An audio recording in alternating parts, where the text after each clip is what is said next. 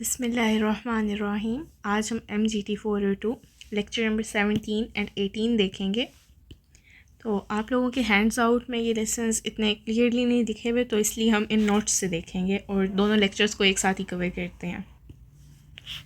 तो चलें lecture number 17 से स्टार्ट करते हैं, जो कि हमारा फैक्ट्री ओवरहेड है, जिसे हम पिछले लेक्चर्स में भी देखते आ रहे हैं। अब इस पर कंटिन्यूएशन रखते हैं हम। तो ब्लैंकेट रेट और डिपार्टमेंटल रेट, इनमें क्या फ़र्क है? तो ब्लैंकेट रेट बेसिकली आपका एक ही रेट होगा पूरी फैक्ट्री के लिए, और डिपार्टमेंटल रेट सेपरेट रेट होगा हमारे लिए हर डिपार्टमेंट के लिए, ठीक है। तो ब्लैंकेट रेट जो है, एक रेट सब डिपार्टमेंट्स को कवर कर रहे हैं, डिपार्टमेंटल रेट अपना ही एक डिपार्टमेंट का रेट है। ब्लैंकेट रेट को हम प्रेफर नहीं करते।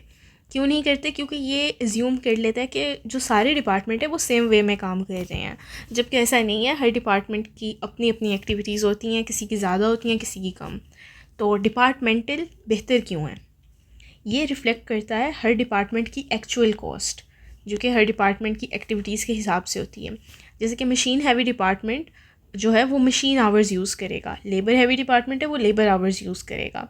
तो ब्लैंकेट रेट जो है वो इन चीज़ों को मिस कर देता है। अब हमने जो एब्जॉर्प्शन रेट है हमारा, उसे सही तरीके से चूज़ करना तो कैसे करेंगे? मतलब कि हमने एक बेस पिक करनी है। तो जो बेस हम पिक करते हैं वो हमारा मेन रीज़न होना चाहिए कि ओवरहेड ऊपर जाए या नीचे जाए उस डिपार्टमेंट में। तो अब हम देखते हैं मुख्तलिफ बेसिस हैं हमारे पास, जैसे कि डायरेक्ट लेबर से या डायरेक्ट लेबर आवर्स से, मशीन आवर्स से, इनमें से कोई भी बेस ले सकते हैं। तो ये सारी बेसिस किस चीज़ के लिए बेस्ट हैं और इनका रूल क्या है? तो जो डायरेक्ट लेबर कॉस्ट है, ये मोस्ट कॉमन हमारे पास यूज़ होती है क्योंकि ये ईजी टू गेट है, और इसमें हम percentage of direct labour cost को यूज़ करते हैं। अब जो लेबर आवर्स हैं, ये हमारे लिए तब बेस्ट है जब लेबर का जो टाइम है वो कॉस्ट को ड्राइव कर रहा है, और इसमें हम रुपीज़ पर डायरेक्ट लेबर आवर देखते हैं। ओके, मशीन आवर्स जो हैं ये मशीन हैवी डिपार्टमेंट के लिए बेस्ट है, और इसमें हम रुपीज़ पर मशीन आवर लेते हैं। डायरेक्ट मटेरियल कॉस्ट ये रेयरली हम यूज़ करते हैं, और इसका रूल क्या है कि मटेरियल प्राइसेस फ्लक्चुएट बहुत ज़्यादा करती हैं, तो इस बात का ध्यान रखना पड़ेगा। और प्राइम कॉस्ट ये लीस्ट कॉमन है। तो अगर आपसे ये पूछा जाए कि सबसे ज़्यादा इनमें से किसकी फ्रीक्वेंसी है, तो आप हमेशा डायरेक्ट लेबर कॉस्ट से स्टार्ट करेंगे, और लीस्ट फ्रीक्वेंसी किसकी है, सबसे कम यूज़ होने वाला, वो प्राइम कॉस्ट होगा। अब units of output as base, इसको हम प्रोसेस इंडस्ट्रीज़ की बात करें यहाँ पर, कि जैसे कि अगर हमारी प्रोडक्ट्स हैं जो वो आइडेंटिकल हैं, लाइक शुगर, सीमेंट, बॉटल्स, तो हम यूनिट्स को यूज़ करेंगे एज बेस। लेकिन अगर उनके साइज़ डिफरेंट है, तब हम हर किसी को एक पॉइंट असाइन कर देंगे इस बेस पे कि किसको कौन सी प्रोडक्ट कितना ओवरहेड यूज़ कर रही है। तो इसका फॉर्मूला क्या है? जो हमारे पास ओवरहेड, फैक्ट्री ओवरहेड पर पॉइंट है, उसमें आपने क्या करना है, जो टोटल आपका फैक्ट्री ओवरहेड होगा, टोटल FOH, उसको आपने डिवाइड कर देना है जो टोटल पॉइंट्स हैं उनसे। और रेट पर बोतल आपने कैसे निकालना है? जो फैक्ट्री ओवरहेड है उस साइज़ के लिए, उस स्पेसिफिक साइज़ के लिए, लाइक मुख्तलिफ साइज़ की आपके पास बोटल्स हैं, तो उसको आपने number of bottles of that particular size उस पर डिवाइड करना है। ओके, देन हमारे पास है high and low capacity method. इसको हमने तब यूज़ करना है जब हमें 2 एक्टिविटी लेवल्स दिए गए हों, ठीक है। स्पेसिफिकली 2 एक्टिविटी लेवल्स दिए गए हैं, बट फिक्स्ड और वेरिएबल जो कॉस्ट है इनको स्प्लिट नहीं किया गया।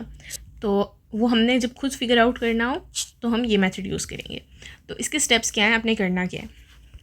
आपने स्टेप 1 में हाई लेवल और लो लेवल डेटा को लेना है, और स्टेप 2 में क्या करना है, जो वेरिएबल रेट है वो हमें पता है किसके इक्वल है, हमने वेरिएबल रेट को कैलकुलेट करना है। कैसे? Change in factory overhead divided by change in hours. Step 3 में फिक्स्ड कॉस्ट निकालेंगे, यानी कि जो टोटल फैक्ट्री ओवरहेड है किसी भी लेवल पे, उसमें से माइनस कर देंगे आवर्स और वेरिएबल रेट के प्रोडक्ट को। यानी कि हम स्पेसिफिक आवर्स के लिए देख रहे हैं कि कोई हमारे पास वेरिएबल रेट था, फॉर एग्जांपल ₹5 था, तो जितने भी आवर्स काम किया गया है उससे हम मल्टीप्लाई करके ये रेट निकाल रहे हैं, कॉस्ट निकाल रहे हैं, उसको हमने माइनस कर देना है ये टोटल फैक्ट्री ओवरहेड से। मतलब कि ये जो हमने मल्टीप्लाई करके आवर्स से, फॉर एग्जांपल 50 आवर्स थे, इसको वेरिएबल रेट से मल्टीप्लाई करके क्या निकाला है, एक्चुअली हमने वेरिएबल कॉस्ट निकाली है ना। तो टोटल ओवरहेड में से वेरिएबल कॉस्ट को माइनस करेंगे तो क्या बचेगा पीछे, वेरिएबल तो निकल गई तो फिक्स्ड बचेगी। तो ऐसे हमने फिक्स कॉस्ट निकाल ली। अब जो फिक्स कॉस्ट है वो हमारे पास हर दफ़ा हर लेवल पे सेम ही रहेगी, ठीक है। तो ये कभी चेंज नहीं करती। वेरिएबल कॉस्ट जो है हमारे पास आवर्स के साथ चेंज करती है। तो सारा आइडिया उन्होंने का यही है।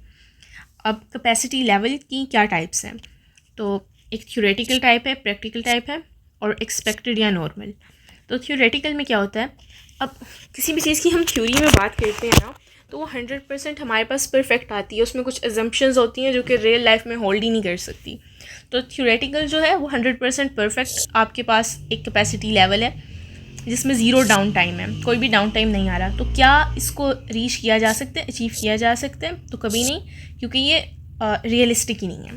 देन प्रैक्टिकल, इसमें maximum possible after removing unavoidable stops, यानी कि इसमें भी हम अपना कैपेसिटी लेवल मैक्सिमम पर रख रहे हैं और कुछ ऐसी चीज़ें हैं, कुछ ऐसे डाउन टाइम है जिनको हम अवॉइड ही नहीं कर सकते। फॉर एग्जांपल नेशनल हॉलीडे है तो it can not be avoided, right. तो इसमें उन डाउन टाइम्स को कंसीडर किया जा रहा है, बट उसके अलावा मैक्सिमम पॉसिबल हम कैपेसिटी लेवल रख रहे हैं। तो ये पॉसिबल तो है लेकिन बहुत रेयर है। देन हमारे पास एक्सपेक्टेड या नॉर्मल, जिसकी हम यानी कि तवक्का भी रखते हैं और वो नॉर्मल भी है। तो ये वही है कि जो कि आप प्लान करते हैं कि आपने एक स्पेसिफिक ईयर में कितना रखना है, तो ये बजटिंग के लिए यूज़ होता है। तो हम हमेशा एक्सपेक्टेड या नॉर्मल कैपेसिटी यूज़ करते हैं, और अनलेस आपको अदरवाइज़ कहा जाए कि आप थ्योरेटिकल यूज़ करें। तो फिक्स्ड ओवरहेड रेट हमारे पास हायर होता है लोअर कैपेसिटी पर और लोअर होता है हायर कैपेसिटी पर। तो ये आपने याद रखना है फिक्स ओवरहेड के बारे में, ठीक है, कि ये इन्वर्स रिलेशन है इसका कैपेसिटी के साथ। ओके, देन फैक्ट्री ओवरहेड की अकाउंटिंग हमने कैसे करनी है। तो एक जर्नल एंट्री समरी हमें दी गई है कि आपने सबसे पहले बताना है व्हेन मतलब आपका फैक्ट्री ओवरहेड इनकर कब हुआ था, यानी कि यहाँ पर आपकी डेट आ जाएगी। तो सबसे पहली एंट्री आपने कब कर दी, जब वो इनकर हुआ। जब इनकर हुआ तो आपने डेबिट में क्या लिखा, फैक्ट्री कंट्रोल अकाउंट, ठीक है, फैक्ट्री ओवरहेड कंट्रोल का जो अकाउंट था। और क्रेडिट में आपने क्या लिखना है, जो आपके पेएबल्स, डिप्रिसिएशन वगैरह। फिर जब FOH को आप अप्लाई करते हैं प्रोडक्शन पे, तो डेबिट अकाउंट में क्या आ जाएगा, वर्क इन प्रोसेस, और क्रेडिट में क्या आ जाएगा, FOH applied. Closing applied account जो है उसमें अगेन आपका FOH अप्लाइड आएगा, और क्रेडिट में FOH control account. Then under applied और रिमेनिंग जो आपका डेबिट है वो आपका अंडर अप्लाइड बैलेंस में रहेगा, और इसमें आपने क्रेडिट में कुछ भी रिकॉर्ड नहीं किया। देन ओवर अप्लाई जो था अगर आपका हो गया, देखिए ना, जब अंडर अप्लाई हुआ है तो मतलब कि आपने जितना रखा था उससे कम एब्जॉर्प्शन अप्लाई हुई है ना, तो वो यहीं पर उन्होंने कहा ऐसे ही स्टे करेगी। लेकिन अगर आपने ज़्यादा अप्लाई कर दी है, ठीक है, तो वो फिर क्रेडिट में रहेगा, क्रेडिट अकाउंट में रहेगा। तो बेसिकली अंडर अप्लाइड डेबिट में और ओवर अप्लाइड क्रेडिट में। अब डिस्पोजिंग ऑफ अंडर और ओवर अप्लाइड फैक्ट्री ओवरहेड, इसके 3 तरीके हैं। देखें यहाँ पर तो हमने रहने दिया था ना अपनी एंट्री बनाते हुए, राइट, हमने एंट्री बनाते हुए यही कहा कि ये अभी इधर ही स्टे करेगा, बट अब हमने इसको कुछ करना भी तो है, इसको डिस्पोज भी तो करना है, तो वो कैसे करेंगे। तो इसमें भी 3 सिचुएशंस हैं। या तो जो आपने अंडर या ओवर अप्लाई कर दिया था उसकी कॉस्ट सिग्निफिकेंट थी, काफ़ी थी, या फिर इनसिग्निफिकेंट, या फिर एबनॉर्मल कॉस्ट की वजह से ऐसा हो गया अंडर या ओवर अप्लाई। तो सिग्निफिकेंट में क्या करना है, आपने प्रोपोर्शनली स्प्लिट कर देना है कॉस्ट ऑफ गुड सोल्ड में, फिनिश गुड में और वर्क इन प्रोसेस में। और एंट्री क्या करनी है, तीनों अकाउंट्स में डेबिट कर देना है, इन तीनों में, यानी कि कॉस्ट ऑफ गुड में भी, फिनिश गुड में भी और वर्क इन प्रोसेस में भी। इनसिग्निफिकेंट अमाउंट होगी तो ये इनसिग्निफिकेंट अमाउंट फिलहाल बेसिकली आप यहाँ से भी देख लें, यहाँ से ज़्यादा इजी होगा आपको। इन्होंने यही लिखा है कि अगर आपकी अमाउंट जो है अंडर या ओवर एब्जॉर्ब्ड वो इनसिग्निफिकेंट है, राइट, तो कॉस्ट अकाउंटेंट क्या कहते हैं कि इसे आप क्लोज कर दो कॉस्ट ऑफ गुड्स सोल्ड में, ठीक है। तो उन्होंने कहा ये जो मेथड है हमारा, अगर अंडर अप्लाइड होगा तो इससे ज़ाहिर ऑपोजिट होगी ये वाली एंट्री। तो ये मेथड जो है ये थ्योरेटिकली इतना अच्छा नहीं है, लेकिन क्योंकि ये कन्वीनियंट है कि अब इतनी छोटी छोटी अमाउंट्स को हम कहाँ अकाउंट करें, तो इस बेस पर इसे जस्टिफाई कर दिया जाता है। और यहाँ एबनॉर्मल फैक्टर्स का भी बताया गया कि जहाँ फैक्ट्री ओवरहेड वेरिएंस जो अकाउंट में है वो कुछ एबनॉर्मल फैक्टर्स की वजह से है, like idle capacity caused by strikes हो गई हैं, लॉकआउट, ये सब हमारे एबनॉर्मल फैक्टर्स हैं। यहाँ पे अनलॉफुल स्पेंडिंग, यहाँ पे यूटिलाइजेशन सही से नहीं की, तो क्या किया जाता है, जो अमाउंट है वेरिएंस की उसे क्लोज कर दिया जाता है इनकम समरी में या फिर प्रॉफिट एंड लॉस अकाउंट में। तो ये जो हमारे पास अबव नोटेड फैक्टर्स हैं ये रिज़ल्ट करते हैं अंडर एब्जॉर्प्शन में। और जनरल एंट्री जो है इनकी वो यही है कि इनको अंडर अप्लाइड फैक्ट्री ओवरहेड में इस तरह इनकी एंट्री कर दी जाए। तो इस केस में जो हमारे कॉस्ट ऑफ गुड्स सोल्ड हैं वो एट नॉर्मल उनको डिडक्ट किया जाता है नेट सेल से, और जो रिजल्टिंग ग्रॉस प्रॉफिट होता है हमारे पास उसको हम ग्रॉस प्रॉफिट एट नॉर्मल कहते हैं। ओके, फिर जो हमारे पास हमारा प्रॉफिट एट ये नॉर्मल हमने निकाला है, अंडर एब्जॉर्ब फैक्ट्री ओवरहेड उसमें से डिडक्ट कर लिया जाता है, और जो रिमाइंडर बचता है उसे ग्रॉस प्रॉफिट एट एक्चुअल कहेंगे।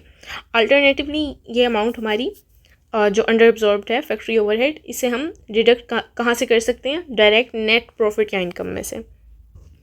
अब लेक्चर नंबर 17 के प्रैक्टिस क्वेश्चंस देख लेते हैं। तो इस क्वेश्चन में बेसिकली हमारे पास जो ड्रिंक्स हैं वो 3 साइज़ में आती हैं, और उनका प्रपोर्शन ये दिया गया है, जो 250 ml है वो उसका 1 प्रपोर्शन है, और 1 लीटर वाली का हमारे पास 2 और 5 लीटर का 4, और टोटल फैक्ट्री ओवरहेड ये दिया गया। अब हमने इन्हें पॉइंट्स असाइन करने हैं, ये आउटपुट आपको गिवन ही होगा, तो इनके जो पॉइंट्स हैं यानी कि इनकी रिस्पेक्टिव जो रेशियोज़ हैं वो लिखती हैं। इन दोनों को मल्टीप्लाई करेंगे तो टोटल पॉइंट्स आ जाएंगे। देन फैक्ट्री ओवरहेड पॉइंट ये बेसिकली कैसे आ रहे हैं आपके पास कि ये जो 360 100,000 इसको आपने ये 300,000 से डिवाइड किया तो ये आपके पास आ जाएंगे पॉइंट्स।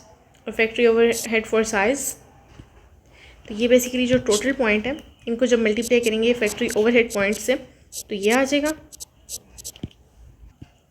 और इस बेसिकली कॉलम को, ठीक है, जब आप डिवाइड करेंगे इन आउटपुट वाले कॉलम से तो आपके पास ये रेट आ जाएंगे इनके। तो ये सारी कैलकुलेशन दी भी गई है। देन हमारे पास अल्फ़ा मैन्युफैक्चरिंग है, इसमें हमारे पास 5 बेसिस और प्रोडक्ट कॉस्ट है। तो बजटेड हमारे पास डिपार्टमेंट ए के लिए फैक्ट्री ओवरहेड है और डिपार्टमेंट बी के लिए भी है। तो ये बेसिकली आसान सी कैलकुलेशन है, department A divide by department B. तो इसका फॉर्मूला बेसिकली यहाँ दिया गया, ठीक है, कि estimated FOH for the year इसको मल्टीप्लाई करना है 100 से, अगर हमारे पास जो बेस है वो रुपीज़ में है, और डिवाइड करना है estimated base for the year. तो बेसिकली हम कर क्या रहे हैं, इन 5 डिफरेंट बेसिस को यूज़ कर रहे हैं, ये इन्होंने कहा था इसमें। देन ये टोटल प्रोडक्ट कॉस्ट, इसमें बेसिकली 3 बेसिस को यूज़ किया जा रहा है, direct labour cost, direct labour hours और मशीन आवर्स। देन एक और आपका सॉल्व प्रैक्टिस क्वेश्चन था शहबाज एंड को वाला, कि इसमें फिक्स्ड आपको दिया हुआ था फैक्ट्री ओवरहेड, देन वेरिएबल भी दिया हुआ था, नॉर्मल कैपेसिटी, प्रैक्टिकल और एक्चुअल प्रोडक्शन दी हुई थी। तो प्री डिटरमाइंड OAR मतलब कि ओवरहेड एब्जॉर्प्शन रेट जो आपका प्री डिटरमाइंड था वो अपनी कैपेसिटी की बेसिस पर इसकी कैलकुलेशन की है, देन प्रैक्टिकल बेसिस पे की है, और ये OAR पर यूनिट आपके पास आ गया। Then factory overhead applied during 2006 मतलब कि जब हमारे पास 100,000 यूनिट्स एक्चुअली प्रोड्यूस हुए हैं, तो जब नॉर्मल कैपेसिटी को यूज़ कर रहे थे तब हमारे पास फैक्ट्री ओवरहेड अप्लाइड जो था वो देखें ज़्यादा था उससे जब हम प्रैक्टिकल कैपेसिटी को यूज़ कर रहे थे। बट आप यहाँ पर ये चीज़ नोट करेंगे कि जब नॉर्मल कैपेसिटी आपके पास कम थी, नॉर्मल कम थी ना, और प्रैक्टिकल ज़्यादा थी, तो जब नॉर्मल को यूज़ किया तो एब्जॉर्प्शन रेट जो था आपके पास ये ज़्यादा था, यानी कि कैपेसिटी कम और रेट ज़्यादा, और यहाँ पर कैपेसिटी ज़्यादा और रेट कम। और कैलकुलेट कैसे किया गया, फिक्स्ड और वेरिएबल को ऐड किया है और देन जो टोटल कैपेसिटी है उससे डिवाइड किया। नॉर्मल के केस में जो नॉर्मल टोटल कैपेसिटी थी, और प्रैक्टिकल के केस में फिक्स्ड को ऐड किया, वेरिएबल को ऐड किया और डिवाइड कर दिया जो टोटल प्रैक्टिकल कैपेसिटी थी हमारे पास। ओके, देन नॉर्मल कैपेसिटी की वेरिएंस कैलकुलेशन देखनी है। तो इसमें सबसे पहले एब्जॉर्प्शन रेट जो है वो निकाला गया है, जो हमारा देखें एस्टीमेट था उसको हमने डिवाइड किया है अपनी नॉर्मल कैपेसिटी से, तो हमारे पास ये रेट आ गया। अब जो फिक्स्ड फैक्ट्री ओवरहेड है उसके लिए हमने नॉर्मल कैपेसिटी को मल्टीप्लाई किया है फिक्स्ड रेट से। वेरिएबल के लिए हमने ये जो टोटल एस्टीमेटेड था इसमें से फिक्स्ड को निकाल देंगे तो वेरिएबल बचेगा, ये कर लिया। और वेरिएबल रेट के लिए जो वेरिएबल हमारे पास आई थी, फैक्ट्री ओवरहेड आया था, उसको डिवाइड कर दिया हमने नॉर्मल कैपेसिटी से। देन वॉल्यूम, बजट और टोटल वेरिएंस हमने कैलकुलेट करनी है। इसके लिए देखें जो हमारे पास अप्लाइड था उसमें से हमने एस्टिमेटेड को माइनस कर दिया, जो अमाउंट आ रही है पॉजिटिव है, ये फेवरेबल है। देन बजट के लिए भी हमने एस्टिमेटेड जो एक्चुअल आवर्स थे जो एस्टिमेटेड थे उसमें से एक्चुअल को माइनस किया, तो ये नेगेटिव वैल्यू आ रही है, ये अनफेवरेबल है। और टोटल में भी अप्लाइड माइनस एक्चुअल किया तो ये पॉजिटिव है, यानी कि ये फेवरेबल है। देन एक और हमारे पास एग्जांपल थी कि हमारे पास जो एब्जॉर्प्शन रेट है 60% है डायरेक्ट लेबर का, डायरेक्ट लेबर इतना है, एक्चुअल फैक्ट्री ओवरहेड इतना है, कॉस्ट ऑफ गुड्स सोल्ड ये है, फिनिश गुड ये, और वर्क इन प्रोसेस ये। तो अंडर या ओवर अप्लाइड तो जो एक्चुअल फैक्ट्री ओवरहेड है वो तो हमने लिख लिया यहाँ पे, ये हमने एक टेबल बना लिया बेसिकली। तो ये अप्लाइड के लिए हमने जो डायरेक्ट लेबर था इसका 60% निकाल लिया, तो ये एक्चुअल में से हमने अप्लाइड को माइनस कर दिया तो हमारे पास 80,000 आ गया। ये पॉजिटिव है, यानी कि हमने अंडर अप्लाई किया था। क्यों अंडर अप्लाई किया था? क्योंकि एक्चुअल हमारा इतना हो गया है, ठीक है, और यानी कि 400,000 में, और अप्लाई तो हमने सिर्फ 300,000 में किया था, तो इसलिए ये अंडर अप्लाइड है। अच्छा, तो एंट्री आपने जो क्लोजिंग के लिए अप्लाई करनी है। अच्छा, ये जो फैक्ट्री ओवरहेड अप्लाइड है हमारे पास, जो कि डेबिट अकाउंट में जा रहा है, DR डेबिट के लिए, तो वो हमने यहाँ लिख लिया। जो कंट्रोल अकाउंट है वो क्रेडिट में जाएगा। डेबिट हमेशा हमारा ये लेफ़्ट साइड पर होता है, क्रेडिट हमेशा राइट साइड पर, और जो अंडर अप्लाइड था वो हमारा डेबिट में ही जाएगा। और देन अगेन कंट्रोल अकाउंट वो क्रेडिट में। अच्छा, सी पार्ट यहाँ से देख लेते हैं। बेसिकली उन्होंने कहा है कि एंट्री जब आपने डिस्पोज ऑफ करनी है अंडर या फिर ओवर अप्लाइड फैक्ट्री ओवरहेड की, तो देखें हमने 3 हमारे पास ऑप्शंस हैं। उन्होंने क्वेश्चन में यही पूछा हुआ था कि सिग्निफिकेंट होगी या तो इनसिग्निफिकेंट या फिर वो एबनॉर्मल के लिए। तो फर्स्ट जो है वो सिग्निफिकेंट के लिए है, तो वो हमने cost of good sold account में डाल दिए। देन फिनिश गुड अकाउंट में और वर्क इन प्रोसेस में, ये हमारे सिग्निफिकेंट अमाउंट यानी कि नॉर्मल कंडीशंस में ये था। मतलब कि ये जो टोटल अंडर अप्लाई हुआ था इसको हमने बेसिकली इन तीनों अकाउंट्स में स्प्लिट कर दिया। लेकिन जब अगर ये हमारे पास इनसिग्निफिकेंट था, ठीक है, तब हमने क्या किया, इसको अंडर अप्लाइड था ज़ाहिर है हमारे पास, तो बेसिकली बस इसको cost of good sold account में हमने क्लोज कर दिया। और जब हमारे पास ये एबनॉर्मेलिटी की वजह से था तब इसको इनकम स्टेटमेंट में हमने अकाउंट कर दिया।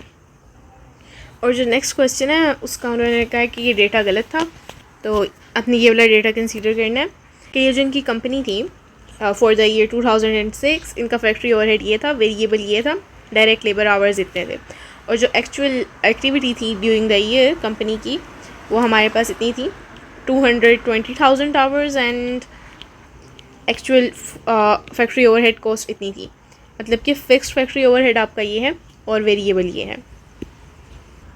तो इस डेटा के लिहाज से total factory overhead variance, capacity variance and budget variance निकालनी है। तो इसका सल्यूशन यही दिया गया है कि एक्चुअल जो फैक्ट्री ओवरहेड है उसके लिए फ़िक्स्ड और वेरिएबल को ऐड कर दिया, राइट, और फिर उसमें से आप एब्जॉर्ब फैक्ट्री ओवरहेड को माइनस कर देंगे, जो कि आपके पास कैसे आ रहा है, कैपेसिटी इंटू एब्जॉर्प्शन रेट के साथ। तो ये आपने कर दिया, ठीक है, ये आपके पास आ गया था।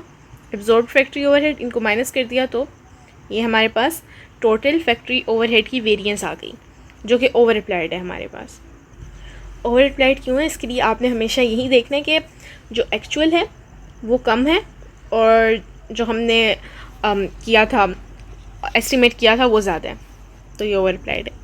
कैपेसिटी वेरिएंस के लिए आपने जो एब्जॉर्ब फैक्ट्री ओवरहेड है, जो कि हमने ये कैपेसिटी और एब्जॉर्प्शन रेट को मल्टीप्लाई करके निकाला है, ठीक है, ये, और जो budgeted factory overhead for capacity retained है जिसमें हमने फिक्स्ड फैक्ट्री ओवरहेड को ऐड किया है capacity attend into variable rate के साथ। बेसिकली इनको सब्ट्रैक्ट किया है, तो ये हमारे पास क्योंकि पॉजिटिव वैल्यू है तो ये फेवरेबल है। देन बजट वेरिएंस हमारे पास बजटेड फैक्ट्री ओवरहेड जो था फॉर कैपेसिटी अटेन्ड, और उसमें से हमने माइनस किया है एक्चुअल फैक्ट्री ओवरहेड, तो ये हमारे पास अनफेवरेबल है क्योंकि एक नेगेटिव अमाउंट है। देन ये सपोर्टिंग कैलकुलेशन थी इनकी, एब्जॉर्प्शन रेट हमने निकाला है और जो वेरिएबल रेट निकाला है। देन लास्ट ये अल नसर एसोसिएट्स वाला है, तो इसमें भी हमें एब्जॉर्प्शन रेट भी दिया हुआ है, और जब इतने आवर्स थे हमारे पास उनके हिसाब से इतने रुपीस बन रहे थे। देन आवर्स हमारे पास ये कम हुए हैं और हमारा रेट भी कम हुआ है, और जो एक्चुअल हमारे पास है एक्चुअल आवर्स ये थे और एक्चुअल हमारे पास यानी कि ओवरहेड ये है। तो अब वेरिएबल जो रेट है उसके लिए हमने इन दोनों अमाउंट्स को लिए, लाइक 80 में से 70,000 माइनस करेंगे और उसको डिवाइड कर देंगे इनके आवर्स को माइनस करके, मतलब कि 150,000 आवर्स, सॉरी 150,000 और ये 100,000 इनको माइनस कर देंगे और इनको डिवाइड करना है। देन उसके बाद ये फिक्स्ड फैक्ट्री ओवरहेड के लिए और बाकी सब के लिए कैलकुलेशंस दी गई हैं जो कि काफ़ी इजी हैं, ये आप देख सकते हैं। और अनफेवरेबल के लिए यही आपके पास नेगेटिव, और पॉजिटिव फेवरेबल के लिए ये बातें आपने याद रखनी है। Then lecture number 18 job order costing. तो जॉब ऑर्डर कॉस्टिंग बेसिकली क्या है कि जॉब कॉस्टिंग का मतलब होता है ट्रैक करना कॉस्ट को हर जॉब के लिए सेपरेटली, क्योंकि हर जॉब डिफरेंट होती है, तो हर जॉब हमारे पास यूनिक है। और प्रोसेस कॉस्टिंग में क्या होता है, हर यूनिट आइडेंटिकल होता है। जॉब ऑर्डर कॉस्टिंग में हमारे पास कॉस्ट जो है पर जॉब ट्रैक की जाती है, और प्रोसेस में पर period divided by total unit. और जॉब ऑर्डर कॉस्टिंग में कंस्ट्रक्शन और फर्नीचर प्रिंटिंग वगैरह आ जाती हैं क्योंकि सब जॉब्स हैं। और प्रोसेस में उनकी यूनिट्स आ जाते हैं, लाइक सीमेंट, शुगर, बोटल्स जो भी आप बना रहे हैं। इसमें क्लरिकल वर्क ज़्यादा है और इसमें क्लरिकल वर्क कम है। तो जॉब कॉस्टिंग को कब यूज़ करें, जब प्रोडक्शन बेस हो कस्टमर के ऑर्डर पे, और जब हर जॉब का डिफरेंट मटेरियल, लेबर, ओवरहेड सब डिफरेंट हो, हर जॉब क्लियरली आइडेंटिफाई कर सकें आप उसके प्रोडक्शन के ज़रिए। और जॉब्स आर हाई वैल्यू, यानी कि हर जो प्रॉफिट पर जॉब है वो मैटर करता हो। अच्छा, जॉब कॉस्ट शीट क्या है, इसमें हम इस शीट में हम क्या लिखेंगे, तो वो डॉक्यूमेंट है जो कि तमाम कॉस्ट को कलेक्ट करता है एक स्पेसिफिक जॉब के लिए। इसमें सबसे पहले हमारे पास हेडर होता है, इसमें जॉब नंबर, कस्टमर नेम, ये बेसिक इन्फॉर्मेशन आ जाएगी। डायरेक्ट मटेरियल्स में जो मटेरियल उन्हें इशू किए गए हैं बाय द वीक, और जो भी मटेरियल रिक्विजिशन की समरी है कि इनको क्या क्या मटेरियल्स चाहिए थे और दिए गए हैं, वो आ जाएगा। डायरेक्ट लेबर में labour cost by department and by week, क्योंकि हम टाइम पीरियड को भी ध्यान में रखते हैं। And then factory overhead applied, जो कि हमने प्री डिटरमाइंड डिपार्टमेंटल रेट से निकाले हैं। देन टोटल प्रोडक्शन कॉस्ट, यानी कि डायरेक्ट मटेरियल, डायरेक्ट लेबर और फैक्ट्री ओवरहेड, इन सबको ऐड करके। देन इनकम स्टेटमेंट जो है उसमें इनकम स्टेटमेंट भी इसमें आ जाएगी, ठीक है, like sales minus production cost, तो हमारे पास ग्रॉस प्रॉफिट आ जाएगा। और देन हम इसमें से सेलिंग और एडमिन की जो कॉस्ट है उनको माइनस कर देंगे तो हमारे पास नेट प्रॉफिट आ जाएगा, क्योंकि खाली प्रोडक्शन कॉस्ट तो नहीं ना होती, साथ में ये एडमिनिस्ट्रेशन और मार्केटिंग की भी कॉस्ट होती हैं। Okay, life of a job cost sheet. तो जॉब इन प्रोग्रेस की स्टेज में हम work in process subsidiary ledger में इसे लिखते हैं। जब जॉब कंप्लीट हो जाती है तो ये शीट हमारे पास फिनिश गुड लेजर में चली जाती है, और जब जॉब डिलीवर हो जाती है तो ये cost of good sold ledger में चली जाती है। अब इसका फ़्लो क्या है, इसकी एंट्रीज़ का, कि जब मटेरियल इशू होता है तो direct material work in process में जाता है, और इनडायरेक्ट मटेरियल हमें पता है फैक्ट्री ओवरहेड में जाता है। तो ये हमारे पास डेबिट अकाउंट में आ जाएगा, और मटेरियल्स कंट्रोल हमारे पास क्रेडिट में। जो लेबर है, direct labour again work in process में, इनडायरेक्ट लेबर फैक्ट्री ओवरहेड में, और इन दोनों की समेशन हमारे पास डेबिट में, और जो वेजेस हमने देने हैं वो क्रेडिट में। फैक्ट्री ओवरहेड जो हमने जॉब पर अप्लाई किया है वो वर्क इन प्रोसेस कंट्रोल में डेबिट होगा, और factory overhead applied again credit. Job जो कंप्लीट हो गई है ज़ाहिर है वो फिनिश गुड कंट्रोल में। जॉब सोल्ड, इसमें जो डेबिट था वो कॉस्ट ऑफ गुड सोल्ड्स, और जो हमारे पास फिनिश गुड कंट्रोल है वो क्रेडिट में। अगेन कैश रिसीव, कैश या बैंक में, और अगर क्रेडिट में है तो सेल्स हमने क्रेडिट पे की होंगी। दैन लेक्चर 18 के प्रैक्टिस क्वेश्चंस, और इसमें हमारे पास 100 lawn mowers for capital development authority, उनको at rate of ₹3600 each. Department 101 है, उसका फैक्ट्री ओवरहेड 50% है।